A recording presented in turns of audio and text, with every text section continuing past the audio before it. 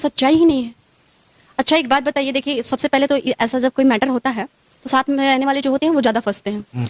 तो पहली बात तो मुझे कोई आग में भी खड़ा होकर बोल दे कि समर जी ऐसा किए हैं तो मैं कभी नहीं मान सकती। नहीं, ऐसा तो कभी नहीं हुआ है। इनफैक्ट मेरे साथ तो ऐसा हुआ है कि मेरे बाद मुझे अगर जरूरत पड़ा है तो मुझे समर जी दिए भी हैं। मेरे मुसीबत में समर जी मेरे साथ खड़े भी रहे हैं। अगर आपका 3 करोड़ रुपया बाकी है और उसके बावजूद आपने महंगे फ़ोन्स दो प्लस आपके मेंटेनेंस प्लस गाड़ी प्लस घर द्वार बॉम्बे में, तो इसका मतलब कि आप महीने का कम से कम 10 करोड़ रुपया 15 करोड़ रुपया कमाई होंगी, जिसमें से 3-4 करोड़ रुपया आपका बाकी रहा। जी हाँ, इनकी बातों से आपको क्या लगता है? क्या समर सिंह सच में निर्दोष हैं?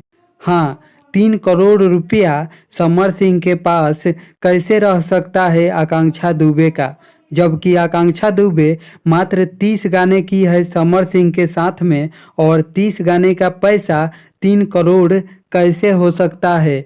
हमें कमेंट बॉक्स में ज़रूर बताइएगा। धन्यवाद।